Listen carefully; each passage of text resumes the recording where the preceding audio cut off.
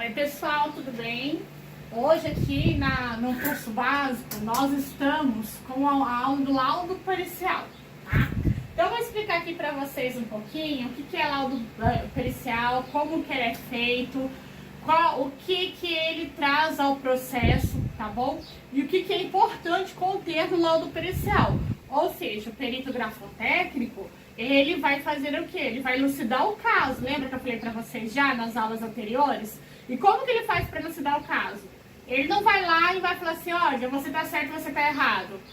Não, nem escrever uma cartinha e colocar no processo. Ele vai produzir um laudo, tá? Com conhecimentos técnicos, com a apresentação correta e com linguajar claro e objetivo, tá bom? Para que ambas as partes e o juiz entendam e possam aceitar aquele laudo como por fim naquele processo, tá bom? Então vamos lá.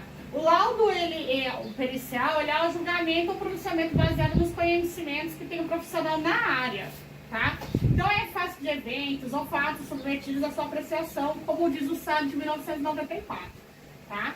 Quando termina as averiguações, ou seja, que foi feita a coleta de padrões, foi recolhido os documentos, que o perito iniciou os trabalhos na parte do laudo, foi coletado tudo que precisava, o perito já tem tudo para ele fazer análise, ele inicia a elaboração do laudo, tá? Então, vocês, antes de chegar nessa fase aqui, vocês vão ver como que é feita a coleta de padrões, quais são os documentos que você tem que pedir, o que você pode pedir, entendeu? Para que você tenha ali materiais o suficiente para fazer a sua análise.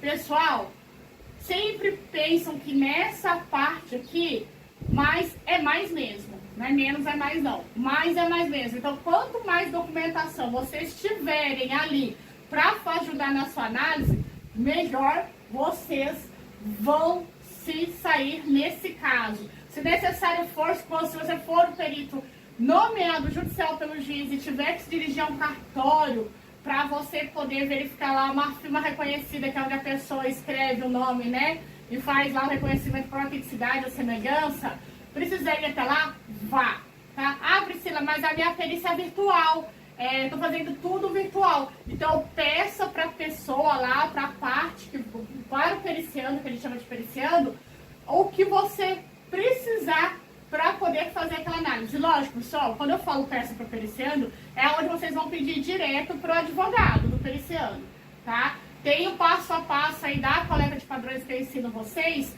que falam como que vocês vão se comunicar com as partes que você precisa coletar os padrões e documentação, tá bom? Então, na aula de coleta de padrões, principalmente a padrão remota, eu ensino para vocês o passo a passo e tem um PDF também do passo a passo lá do e-mail, que você escreve no corpo do e-mail, para quem que você endereça, como que você pede o envio das documentações toda virtual. Então, sobre isso, tranquilo, na aula de coleta vocês conseguem sanar as dúvidas, tá? Então vamos lá. Terminou as operações da averiguação, da coleta de informações, que nesse caso é padrões, pediu o documento, tá com tudo em ordem, começa a elaboração do laudo pericial, tá? E aí, o importante, tudo que for produzido ali no laudo, tudo que for colocado naquele laudo é responsabilidade exclusiva do perito. Se você errar, não adianta colocar a culpa porque uma parte mandou a documentação com uma de digitalização, ou eu não consegui ver tal coisa. Isso você tem que ver no decorrer do processo, entendeu? Nunca faça pela metade o seu trabalho, porque começou a elaborar o laudo, todo o conteúdo é exclusivo responsabilidade do perito. Na aula de responsabilidade civil e criminal eu falo para vocês a responsabilidade de um perito. Então, por isso que vocês têm que prestar bem atenção na aula de coleta de padrões, como que vocês vão estar fazendo pedidos dos documentos, para quem que vocês vão se direcionar, como que vocês vão fazer a recolha da coleta de padrões, a preservação da prova, que é muito importante, tá bom? Então, tudo é responsabilidade de vocês. Para que não tenha erro no laudo, pessoal, trabalhe com cautela e faça tudo que estiver ao seu alcance para que aquele trabalho se desenvolva para o melhor, para o êxito, tá bom? O laudo pericial, pessoal, é o produto final da perícia, tá? Ele é o material do trabalho desenvolvido pelo perito, que ele tem por objetivo auxiliar as partes no entendimento, na elucidação lá do caso. Lembra que eu falei para vocês? Quando o perito ele vem, ele faz o laudo, o que esse laudo tem que conter? Todas as informações possíveis para que elucide aquele caso, para que mesmo sem conhecimentos técnicos, que as partes não vai ter, o juiz também, mas que eles possam entender como foi feito aquele trabalho, como que ele chegou àquele resultado e se realmente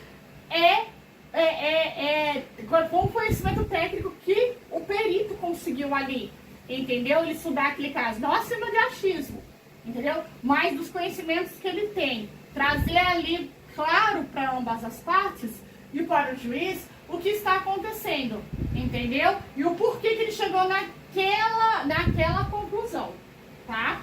Então vamos lá. O material de trabalho pericial desenvolvido é todo pelo perito, né? Ele vem, como eu falei, para as partes, para auxiliar as partes no entendimento, né? Ali elucidar o caso, né? E aí, após o laudo for confeccionado, o juiz vai abrir um prazo para as partes se manifestarem para depois ele dar a sentença. Já expliquei para vocês o que é o ato ordinório, a despacho, que é isso que vai ser feito, o juiz ou cartório intimando as partes e depois vem a sentença. O que o laudo pericial, pessoal, ele tem que conter no mínimo. Então, o que seu laudo pericial, no mínimo, ele tem que conter?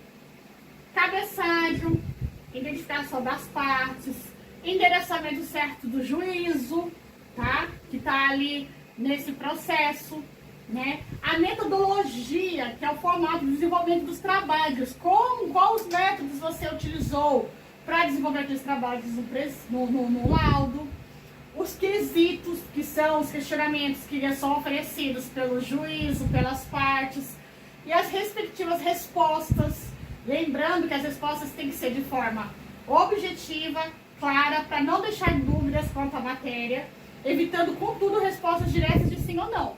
Então, pessoal, vocês vão ter uma parte de aula só de quesitos, para vocês entenderem o que é o quesito, tá? E o quesito é algo que ele tem que fazer parte do seu laudo pericial. Vou resumir aqui, o que é o quesito? São perguntas feitas pelo juiz e pelas partes do processo, na qual eles querem que você responda no laudo, para entender e esclarecer ali as dúvidas que eles têm sobre aquele laudo. Então é muito comum colocar assim,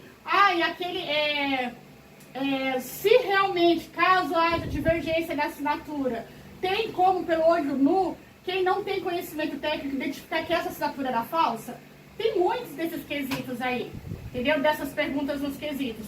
E aí, o perito que tem conhecimento técnico, ele vai falar não, e vai explicar a olho nu para quem não tem conhecimentos técnicos, impossível analisar que a perícia, que a assinatura era verdadeira ou falsa, coisa do tipo. Só um exemplo para vocês entenderem. Então, quesitos nada mais é que perguntas das partes que você precisa responder de forma clara e objetiva, sem só sim ou não, entendeu?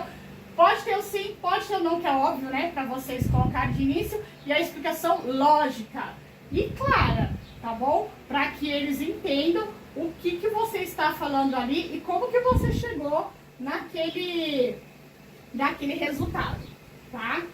A conclusão técnica é muito bom, tá? Sempre que possível você colocar a conclusão técnica ali do que foi feito, como que foi feito, como que você está terminando aquele laudo ali. Anexos, pessoal, a coleta de padrões que vocês coletam é muito importante que vocês digitalizem elas, né? Para que vocês coloquem no processo, lógico, uma ótima digitalização ali, sempre em cima de 1200 IPI, para que vocês possam estar colocando no seu laudo. Quanto mais assinaturas, coletas ou documentos você tiver, melhor fica o laudo, tá? Eu já vi, é sério, perito que coletou 3 assinaturas, três escritas ali de padrões e colocou no processo. Eu não sei nem como ele teve coragem de fazer aquilo ali, entendeu? Só, mais nada. Pessoal, tem que tomar cuidado com isso, entendeu? Então, na hora que que vocês fizeram, o documento que trouxe, que você pediu, a coleta de padrões, que tem abundância ali para que eles possam ver, entendeu? Ó, para você poder colocar ali o ataque, o arremate, vocês mostrarem mesmo o que está acontecendo ali naquele caso, os materiais que você coletou, que você pode fazer a sua análise, entendeu? Então você tem que ter esse material coletado com uma qualidade importante, ótima, 100%, para que você utilize ali. Então utilize os anexos que forem necessários, tá? Sempre em ótima resolução, tá bom? Quando vai fazer a coleta de padrões, procure tirar fotos, peça autorização para o cliente, tira a foto dele coletando ali, para a parte, né, do periciando, tira a foto ali, coloque ali também para provar o que foi feito, entendeu? Então os anexos são muito importantes também, tá? Porque eles ilustram as respostas oferecidas até mesmo nos quesitos, tá? Ali, por exemplo, o que vocês precisarem, os anexos vão ajudar vocês a responder, tá bom? E aí, pessoal, vocês sempre verificam se a apresentação do laudo, ela tá sendo feita dentro do prazo estipulado, tá? Por quê? Porque quando você é intimado, que você aceitou a nomeação, você vai ter um prazo para você estar entregando esse laudo, tá? Então, é muito importante, quando você for fazer a entrega do laudo, que o laudo seja dentro do prazo. E, se necessário, peça prorrogação de prazo. Tem a aula de prorrogação de prazo referente a isso. Eu tive problema com isso e já falei para vocês, tá bom? E aí, pessoal, tem uma parte muito importante, né? Que é o artigo 464 e 480, que ele mostra do CPC, né, pra gente, que ele mostra sobre a prova pericial, tá? Então ele mostra, eu vou passar para vocês depois por escrito, tá? E o link onde vocês podem estar consultando referente a isso, mas não tem erro, é só vocês digitarem lá. Qual lei rege a perícia grafotécnica? A perícia, perito. Vocês já vão ver que já vai aparecer lá o artigo 464 da prova pericial, quando o juiz pode deferir a prova, quando ela é aceita. O 464 CAPT também vai mostrar para vocês como que ela é produzida, qual profissional que pode estar produzindo as provas. No 465 vai falar sobre nomeação, tá? Artigo 465 do novo CPC. Então, sobre o prazo, nomeação, vocês também vão encontrar, tá bom?